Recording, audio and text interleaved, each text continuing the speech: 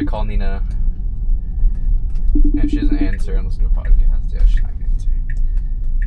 Message Nina and say, please call me on the way home.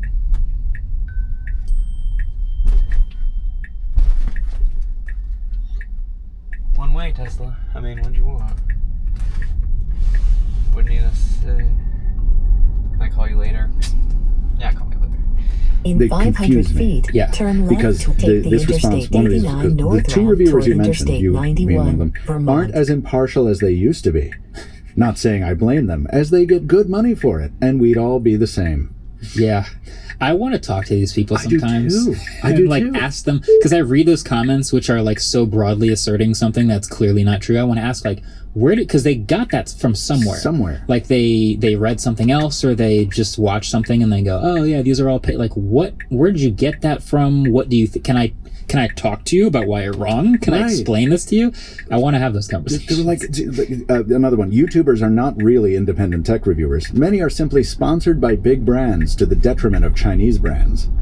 And I'm like, okay, we see, sure, there are sponsorships that exist. Now turn left to take the Interstate 89 north ramp. Like, oh, I'm the one that takes money to say this about American brands and this about Chinese brands. Right. And there's like these backroom deals are happening where it's like, no. Yeah. So I feel like that could be a whole separate thing, but I think that undermines my thought that I had coming into this before I read that last night. It's like, haven't we all, I think everyone understands now, right? Like where's the difference? Like the FTC, I gotta say, when it was being very aggressive about mandating disclosures, like that was a big help in things. You got suddenly people had to say they were paid. Yeah. But one thing that hasn't changed is that, and I think this is probably an impediment to understanding, is that the ethics of our world still exist in this big gray area. Yeah. Because it's not like a traditional journalism where I was hoping you'd bring that up. Firewall. Yeah. Right? Like, just famously, The Verge is always out in front of this. It's like, our ad people who make the money are completely separate from our editorial people. The editorial people don't read the ad spots and all this kind of stuff. But it's not like that in the creator world. Yeah. Everyone in the audience has to make their decisions based on individual creators' policies. Yep. And that it's like that is an opaque world. You have to do a lot of work to understand that. Yeah. So I mean, my ethics policy, I don't think I've changed the wording of since we talked 5 years ago. I should change it. I think there's like maybe one or two things that have changed. But like, where do you draw your lines these days? What money do you say yes to? What do you say no to? Oh yeah. How do you decide those boundaries? Yeah, I mean, so at the end of the day, I still just want to keep the focus on making good videos. So I'm keeping the main thing. So if there are sponsored opportunities that arise, the number one question I ask is, does this like work with what we're doing? Does this supplement what we're doing? Or is this a distraction? Or is this like trying to shoehorn something in that doesn't work? Because as you can imagine, we get endless inquiries about things we could do or make. All the time. So, and you're saying no to like what, 80%, 90% of those? 99.5% of them. You ever just want to put it out there and be like, hey, here's all the stuff we said no to today? Yeah, which is why I did a video on saying yes to everything for a while, which was not even sponsored stuff, but it was just reviews. Right. But even that is like crazy. Yeah. I think I put in the Slack the other day, which is like I got an email whose subject line was like, can you I don't want to misquote it, but I think it was like, can you do a video about AI something in Dubai, something. It was like all the worst headline, like email subject line words possible. Either way, no, I think the idea is, if you feel something is a good fit and that your audience would enjoy it and then you would like to cover it anyway, then it's a good fit for working with the company. Okay. And then there are lots of things that are like on the gray area that you can decide to not do just to keep it clean, basically. Yeah. But yeah, there is... Like, do you have category block-offs? Because like... In 1 mile, take exit 1 on the right toward Woodstock, Rutland. But I feel like that's a little too restrictive, because what if I never cover a Realme phone, for example, organically? Sure. And Realme wants to pay me to do it. Like, I don't do it, but I'm like, I don't know. Should I? And my firewall is even a different place. Like, I will do, like, Google makes smartphones, but sometimes Google is advertising an ad feature or a YouTube feature, and I will work with them. Yeah, so that's a different part of Google. It almost feels like a different company sometimes. Sure They barely talk to each other. Yeah, the Pixel division is its own thing. Yeah, sure. So, like, I will never do a sponsored content for a product that I would review. Yeah. But there's also there's even people do like showcases, which is one version of a sponsored thing, and then there are people who do sponsored reviews, which is insane. It's like a contradiction in terms. It's weird that exists, and the fact that exists ruins it for everyone else. It does. Because then you undermines the trust in the whole review category, exactly. right? Everyone who's making reviews, who is honest about it and properly discloses every time. Now take will read exit Reddit 1 on the comments about how right. they're bought and be like, no, that's not how this works. Yeah. But it kind of is how some people work, so it ruins it. Right. So yeah, I get it. It's frustrating, but all you can do is have a public policy like you do. Yeah. And ideally, if people call it into question, then you can at least say something about it. Point to at that it. thing. In 500 feet, Yeah, turn left onto Woodstock Road. I could talk about that forever, but let me ask you, because I Now turn recently left figured onto out what my Woodstock favorite way to Road. make money is. Okay. What's your favorite way to make money?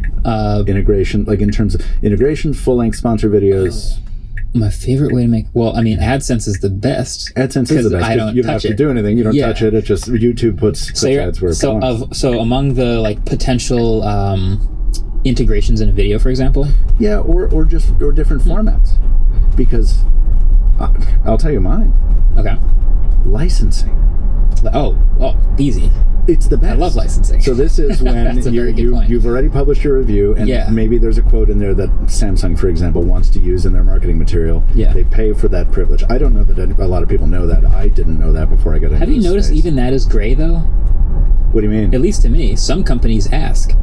Oh, and some companies Some just do it, use it. which is Which is crazy. I had a quote from God. Okay, this is insane that this even happened. Like I get quoted without my permission all the time, yeah. and I've accepted it because there are some versions of it where it's like, look, I said this publicly. It's out there. Fine. Apple quoted me in a keynote. They didn't tell me about that. No, they yeah. didn't pay me. They just did it. Right. Whatever. But I had a quote appear. I was on a website that someone sent me for an standalone AI product. Okay. Already a red flag. Yeah. And I scroll down, and there's a couple quotes about people who like loved it, and then there's a quote from me. And I had never reviewed this product or made a video about it. And it said like, this is a very interesting something. I tweeted about this. Okay. And I was like, when did I say that? Did I say that? And I scrolled back, and what I found was me quote tweeting a product announcement tweet with a GIF of an NBA player saying that quote. And Okay. they took that. It was Russell Westbrook going, that's interesting, sarcastically. Oh. And they took those words and put it next to my name as me saying that the product was interesting on their website next to other positive like quotes. There's like 5 layers of what to that. Like that is clearly over the line. Yeah. But the line is so gray. Like where is the line? Yeah. I did say the thing that Apple put in the keynote. That's Right. publicly available. Right. I did technically post the player with the GIF that said the words about the Yeah, but product, that's kinda, not, but, like, that's- in no court of law would that. Yeah, exactly. In no court of law. So the court of law could find a place for that line, but like, Yeah. where is the line? I have no idea. It's crazy.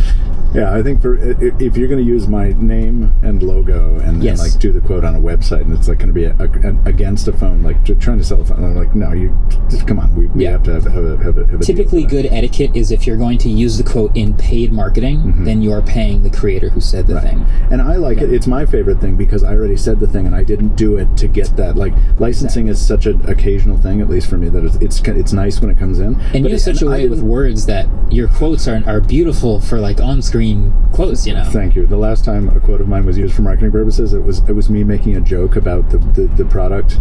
What did I say? I was at a pickle festival. I was reviewing the Flip 7 at a regional pickle festival. As one is. And I said something like, "This is a really big deal" or something, and that's the quote they wanted to use. So I was like, if you did guys say want to that. use that quote out of copy, please. I did say go that. right ahead. That's hilarious.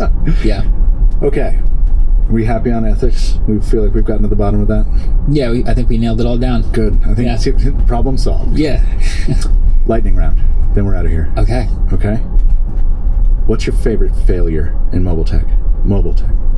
Favorite failure? What an oxymoron. Okay. My favorite failure in mobile tech is It's one of two things. the Apple Vision Pro. That's not what I was expecting to. Oh my god! I just said the first. I mean, there's so many failures that were interesting. I mean, it's your favorite failure. It's probably not my favorite failure, but that's a really interesting. It is very high tech, very impressive piece of technology that clearly failed at meeting its goals. Yes, but it's still sick. It's wild. I don't know what to do with it. As my same. problem. It's gathering dust. Yeah, but like every 6 months when I do the software update and I put it on my face and I go, damn. Yeah. This is really good. They may have gotten me to put it on tonight. They have a new fighter jet like movie on Apple TV Plus, a documentary that I think you're supposed to watch. That's how they get you, the content drip. That's what I want. Yeah. Okay, top feature from an older phone that you want a modern manufacturer to bring back. Boom sound.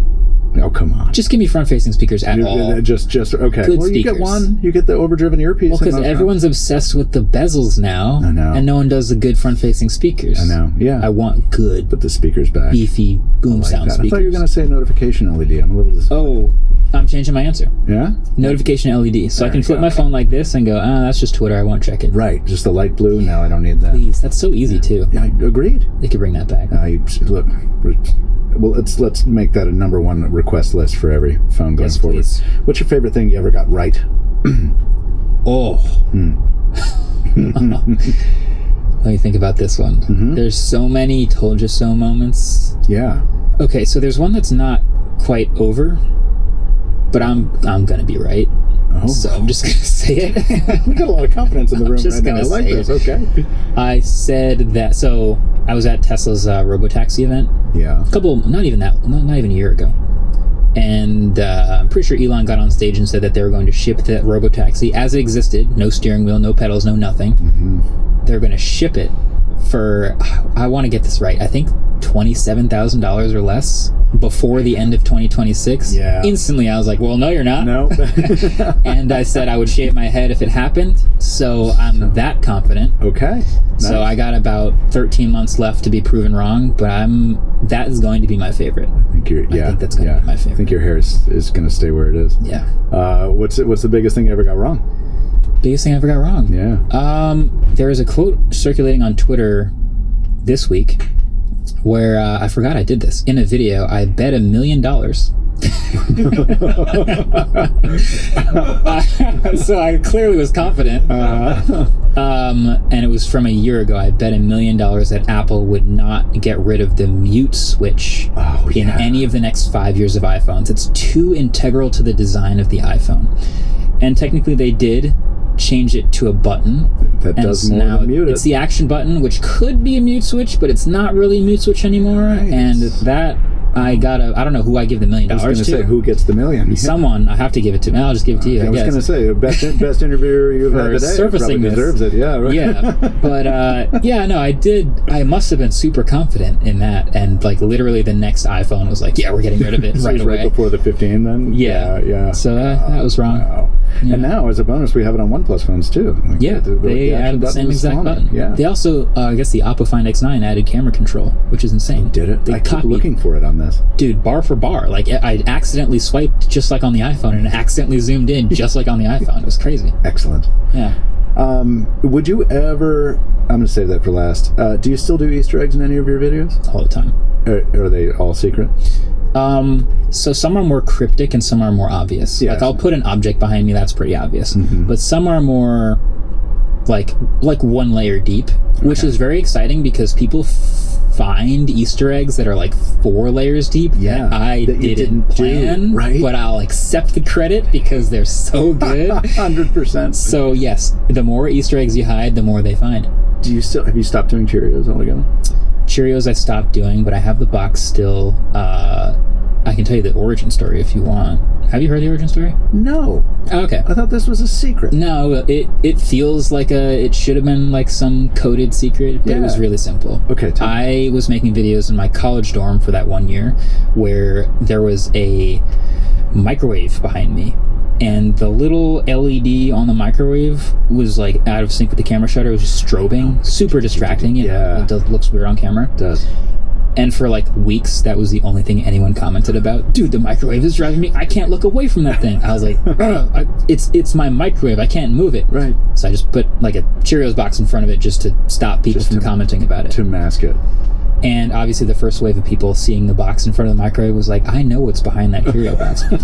But eventually it was just people talking about the Cheerios box. Of course. And I move on to my new spot and I keep the Cheerios box behind me. There's no microwave back there. I just keep the Cheerios box around. So that was how that started happening. Do you ever do like little shout outs to like a special person in your life?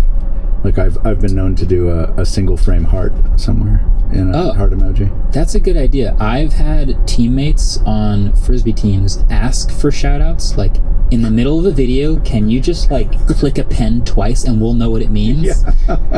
And did you ever do it? I think I've done it once. Oh, cool. Once or twice since college. Somebody asked in college to do it and I did it. Yeah. It's really hard though. It's tough. I have to remember to do it. And not make it distracting. And not make it weird. Right. Yeah.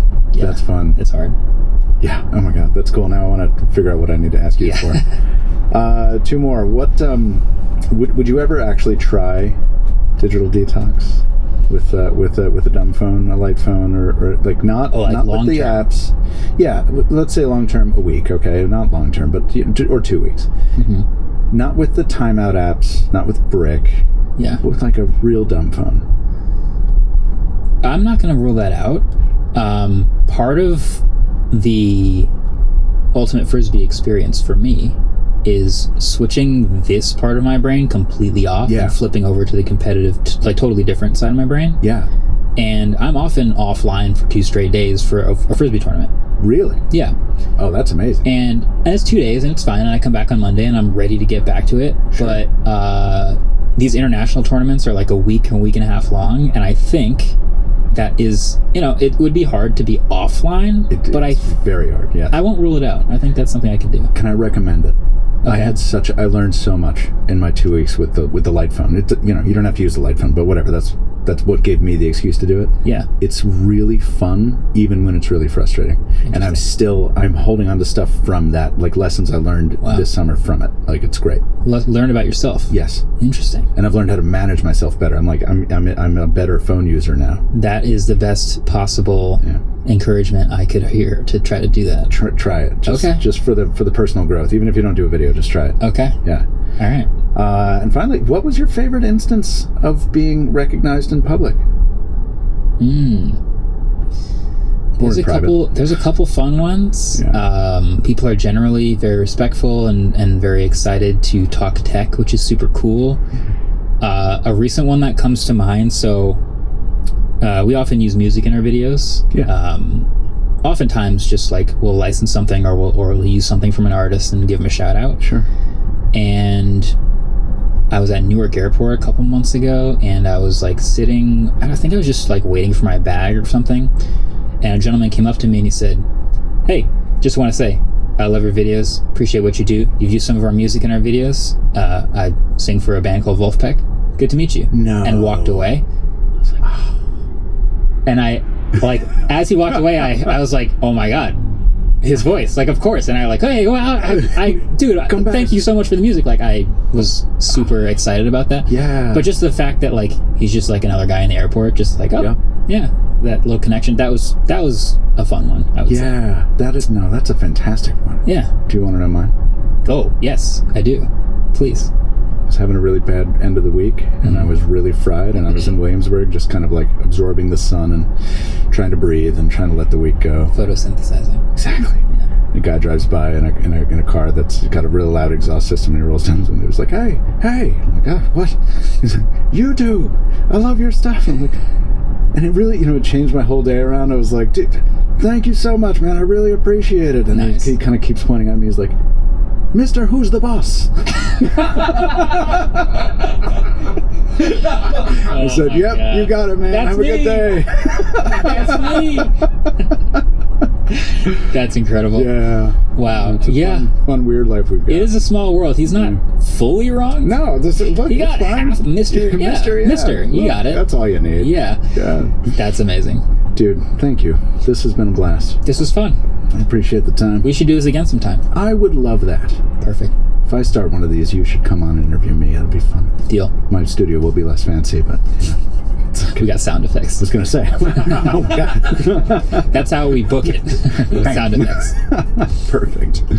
Thanks. In 1 mile, Hey, thanks for watching this turn bonus right episode. onto If Pleasant you enjoyed, Street. get subscribed because we're back to your regularly scheduled programming on Friday. Whoever was produced by Rufus, Adam, and Ellis this week. Our intro-outro music is by Vane Sill, and we are a part of the Vox Media Podcast Network.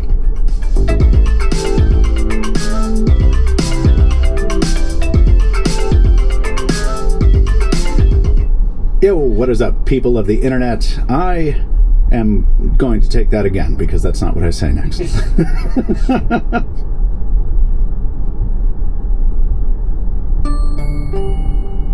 Welcome to 95 Mac Daily for Tuesday, November 25th, 2025. I'm your host, Chance Miller. We are sponsored this week by Roborock. Leading off today, supply chain leaks indicate that Apple is currently finalizing details for next fall's iPhone 18 lineup. The latest reporting says that the iPhone 18 Pro will come with at least 2 key design changes. This year's iPhone 17 Pro and Pro Max debuted a bold new design that stands apart from previous Pro models in several ways. In addition to bold cosmic orange, Apple also debuted a new two-tone rear design with the glass cutout. What is that? Question mark.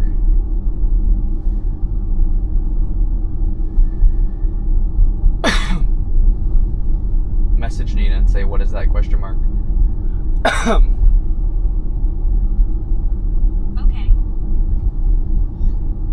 Glass cutout appearing very distinct from the rest of the aluminum frame. And of course, Apple expanded the camera bump into a full-width plateau. Many aspects of the iPhone 18 Pro. Message Nina and say, describe it to me. I can't see the photo as I'm driving. It would be easier if you call me. Okay.